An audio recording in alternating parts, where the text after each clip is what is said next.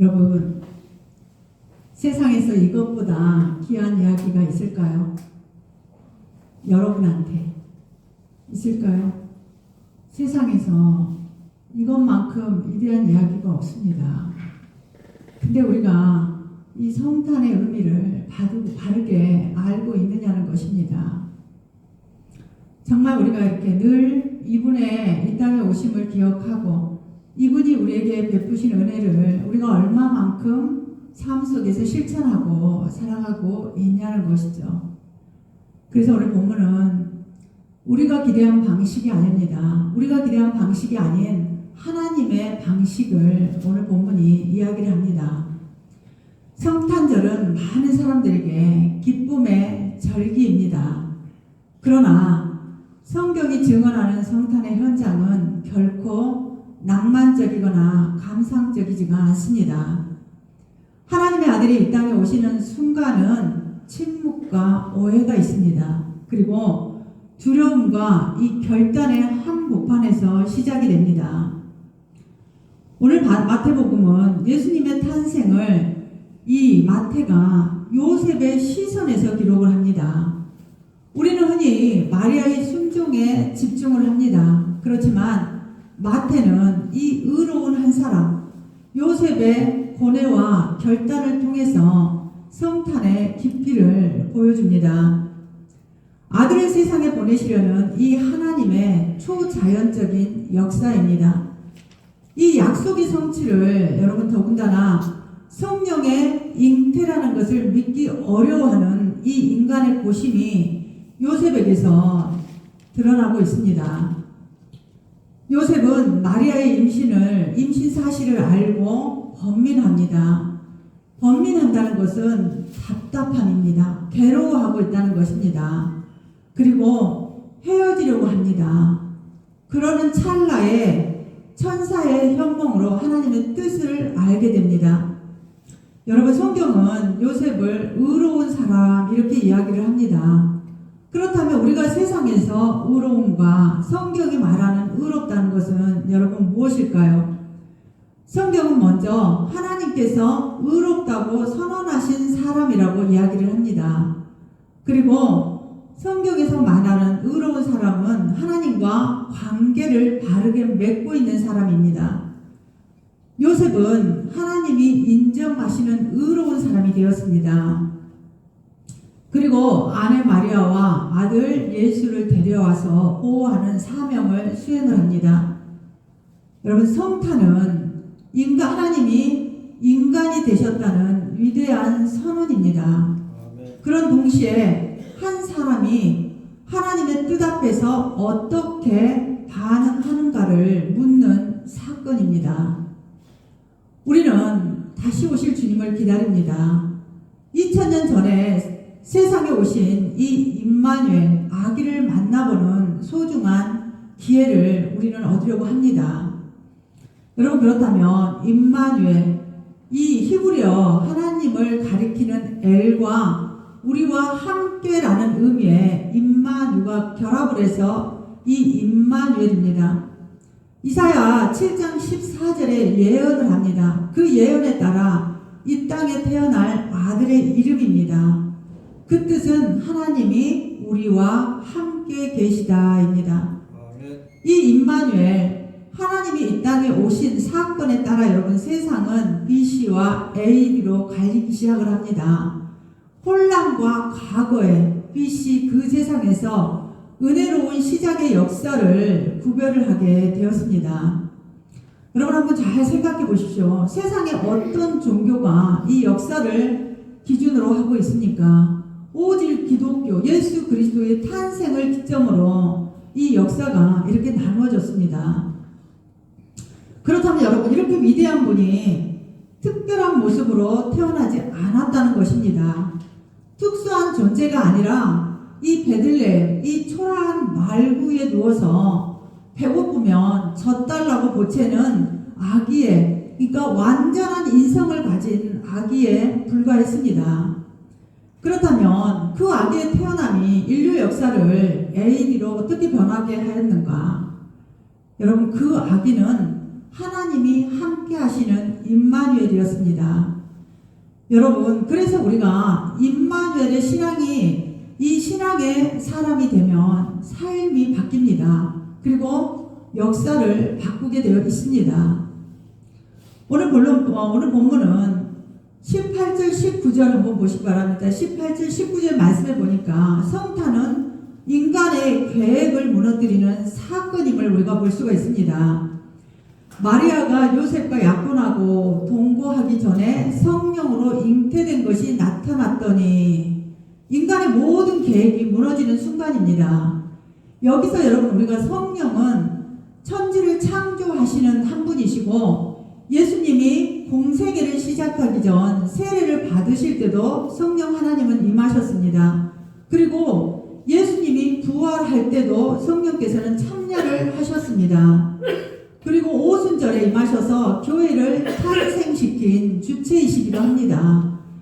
그러므로 이 마리아의 예수, 이 수태시 역사하셨던 성령은요, 그의 생애와 관계된 모든 과정에 함께 하십니다. 그뿐만이 아니라 그로부터 파견이 됩니다. 예수로부터 파견이 되시고 그 후에 그의 후속 사역인 구원의 적용 사역을 오늘날까지 계속하는 존재가 바로 성령 하나님이십니다.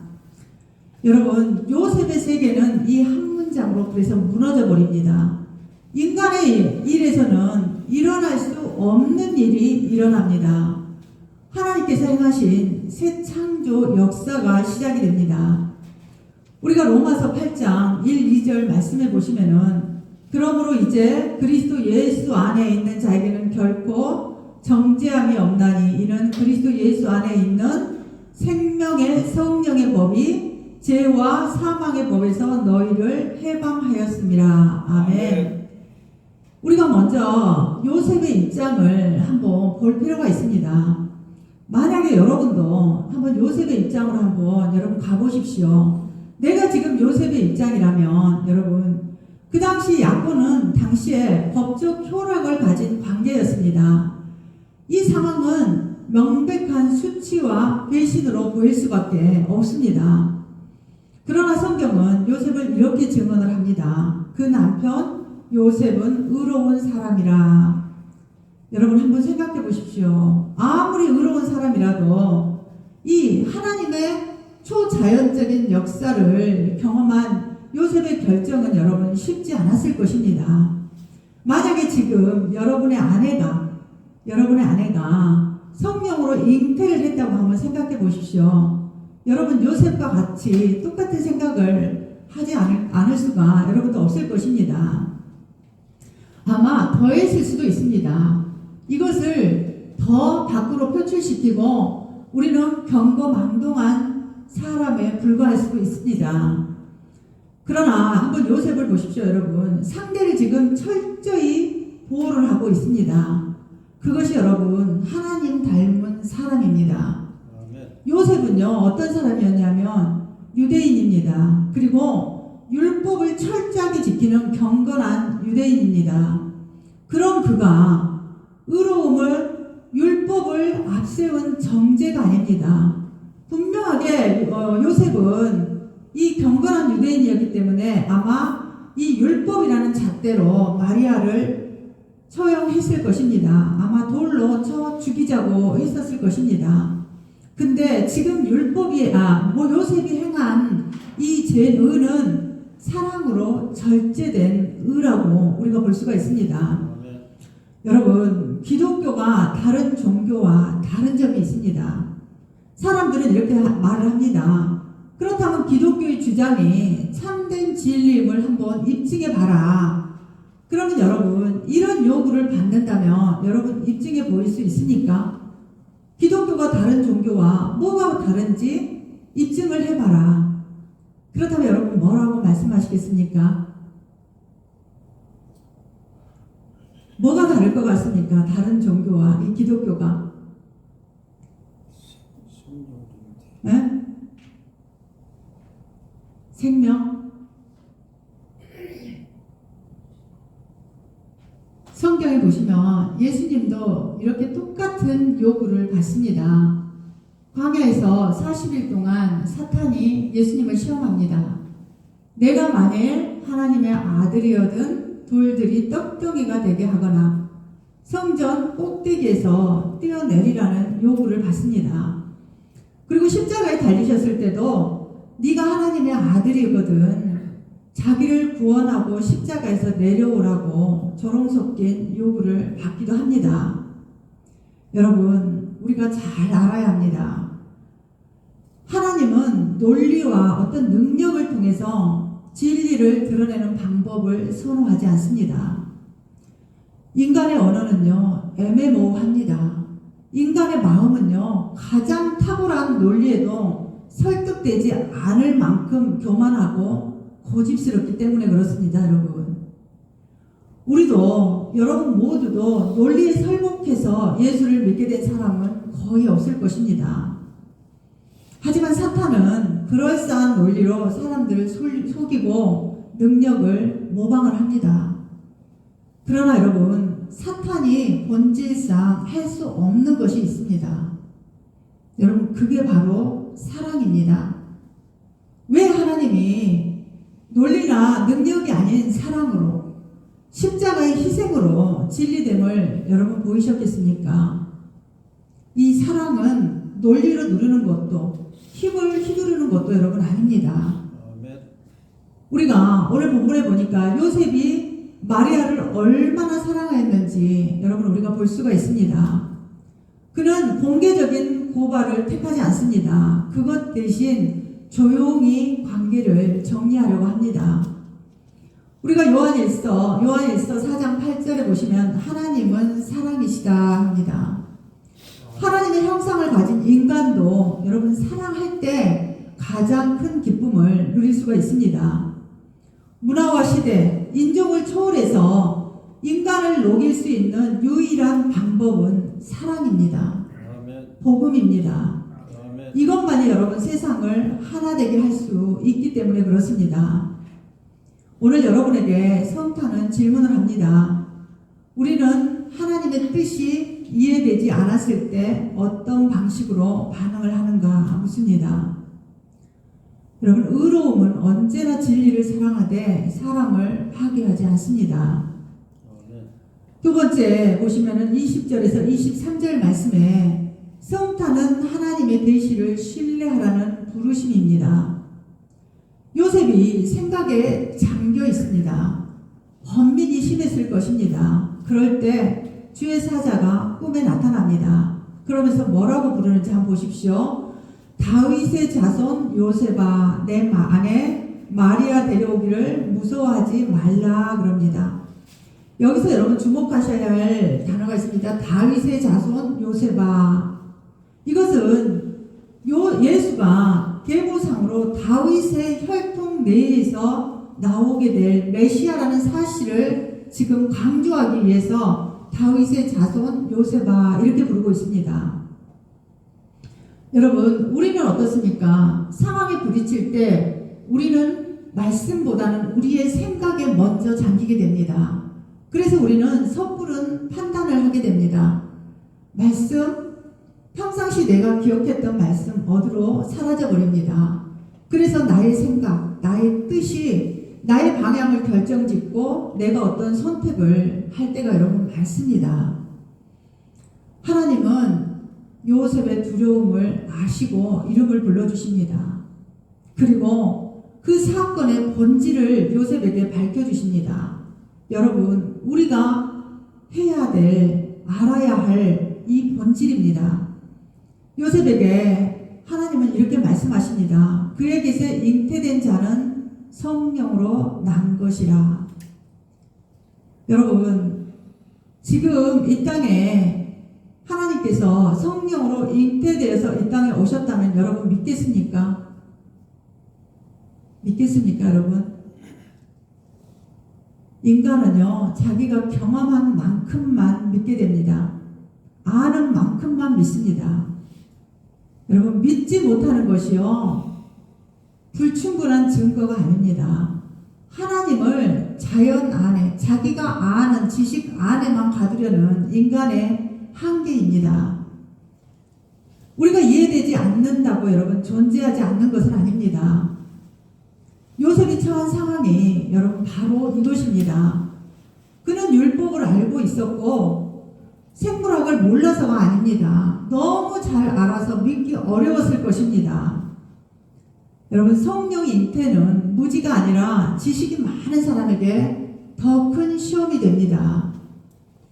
믿음은 이해의 결과가 아닙니다. 신뢰의 선택입니다. 이 인간들의 허점을 알고 하나님은 설명을 하지 않습니다. 설명 대신 하나님이 하신 것은 계시를 보여주십니다. 여러분, 성탄은 인간의 가능성에서 나온 사건이 아닙니다. 전적으로 하나님의 주권적인 역사입니다. 아멘. 그분의 그 목적은 분명합니다. 오늘 말씀해 보시면 아들을 낳으리니 이름을 예수라 하라. 자기 백성을 그들의 죄에서 구원할 자이심이라. 이것이 하나님의 목적입니다, 여러분. 예수, 이 구원자라는 이름은 단순한 호칭이 아닙니다, 여러분. 사명 선언입니다. 로마로부터의 압제에서 해방되는 정치적 어떤 구원이나 궁핍으로부터 벗어나는 경제적 구원에 관심이 집중되어 있던 당시 유대인의 생각을 뛰어넘는 예언이었습니다. 예수께서는 이러한 눈에 보이는 현상 너머에 있는 근원적인 문제입니다. 즉, 우리의 죄의 문제를 해결하려고 오신 것이지 우리를 경제적으로 좀 더 잘 살게 하기 위해 오신 것이 아니고 정치적인 어떤 구원을 이루기 위해서 오신 것이 아닙니다. 근데 너무나 많은 그리스도인들이 오해를 하고 있습니다. 예수가 이 땅에 오신 것은 여러분, 근원적인 문제는 우리의 죄의 문제를 해결하고 우리의 영혼을 구원하시기 위해 오신 것입니다. 여러분, 이거 하나면 끝나는 것입니다. 근데 어떤 분들은 제가 이번에 큰 교회 목사님인데 이제 뭐 방송에 나가면 어쩔지 모르겠지만 제가 너무나 깜짝 놀랐습니다. 저한테 물어요. 가인과 아벨이 왜 다퉜는지 아냐고. 그래서 저는 이제 제가 아는 성경대로만 이야기를 말씀을 드렸는데 이상한 이야기를 하시더라고요. 아벨이 이란성 쌍둥이였다는 거예요. 그래서 가인도 그 여인과 결혼하려고 하고 아벨도 그렇게 하다 보니까 그랬다는 겁니다. 근데 여러분, 우리가 알아야 할 것은요, 성경에 나오지 않는 것은 여러분 알 필요가 없어요, 우리가. 그리고 하나님이 필요하시면요, 성경에 다 기록을 해 놓으십니다. 근데 보십시오. 성경을 잘못 해석하면 많은 영혼들이, 지금 시대가 그래요. 시대가 이런 걸 좋아하는 시대입니다. 성경에 있지 않는 뭔가 특별한 것을 알고 싶어 하는 것이 이 시대의 사람들의 마음입니다. 근데 여러분, 그거 필요하지 않습니다. 우리는 우리 죄의 문제를 보면 됩니다. 그리고 그것을 구원하시기 위해 이 땅에 오신 예수 그리스도를 알고 예수 그리스도가 우리의 죄의 문제를 해결하기 위해서 십자가에 못 박혔다는 것. 바울이 십자가 외에는 나는 자랑하지 않겠다는, 우리는 그 말씀만 여러분 가지고 가면 됩니다. 아멘. 그리고 이제 마태는 이 사건을 이사야의 예언과 또 연결을 합니다. 임마누엘이라 하리라 하셨으니 하나님이 우리와 함께 계시다. 우리가 구약에 보면은 이 임마누엘은 하나님이 아람과 이스라엘 연합군이 예루살렘을 점령하려고 합니다. 그럴 때 유다 왕 하하스는요, 벌벌 떱니다. 그러니까 하나님께서 하하스에게 이렇게 이야기를 합니다. 내가 징조를 보여줄 테니 구하라고 합니다. 그런데 하하스는 거절을 합니다. 그러자 일방적으로 강권적으로 하나님께서 한 징조를 보여주는 것이 오늘 이 본문에 있는 말씀입니다. 한번 보시면은 주께서 친히 징조를 너희에게 주실 것이라. 보라, 처녀가 잉태하여 아들을 낳을 것이요 그의 이름을 임마누엘이라 하리라. 이 징조는 여러분, 이 징조의 제시는 신약시대 하나님의 선수적인 사랑의 그림자로 표현이 됩니다. 구약에서. 이 말씀을 체험한 사람은요, 그 아하스의 아들 히스기야가 체험을 합니다. 우리가 열왕기하 19장 35절 한번 말씀을 같이 보겠습니다. 이 밤에 여호와의 사자가 나와서 아수르 진영에서 군사 18만 5천 명을 친지라. 아침에 일찍이 일어나 보니 다 송장이 되었더라. 아멘. 이 초자연적인 기적의 힘으로 하나님께서는 그의 백성을 구원하시겠다는 약속, 그리고 약하고 비천한 자들을 돌보시겠다는 약속, 그리고 절망 가운데 있는 자들에게 희망이 되신다는 하나님이 우리와 함께 하실 때 여러분 구원이 임한다는 사실을 보여주는 대표적인 인물입니다. 하나님이 인간과 함께 하시는 것이 곧 여러분 인류의 구원입니다. 여러분 하나님이 함께 하시면 여러분 절대 멸망할 일 없습니다. 아멘. 하나님이 함께 하시는데 여러분 우리가 패할 리가 없습니다. 아멘. 아멘. 믿으십니까? 아멘. 하나님이 함께 하시는 인생 절대 여러분 망하지 않습니다. 아멘. 하나님이 함께 하시는 인생 절대로 여러분 패하지 않습니다. 아멘. 여러분 이 성탄은 하나님이 멀리 계시다는 것은 모든 거짓말을 다 무너뜨립니다. 그분은 우리의 죄와 우리의 현실, 우리의 한가운데로 들어오신 하나님이십니다. 아멘. 그 다음에 마지막으로 보니까 성탄은 즉각적인 순종으로 완성됨을 우리가 볼 수가 있습니다. 24절, 25절 말씀입니다. 요셉의 이제 반응을 우리가 봐야 합니다. 요셉의 반응은 여러분 놀랍도록 간결합니다. 요셉이 잠에서 깨어 일어나 주의 사자의 분부대로 행하여 어떤 설명도 질문도 조건도 없습니다. 근데 우리는 뭐 좀 하려면 어떻습니까?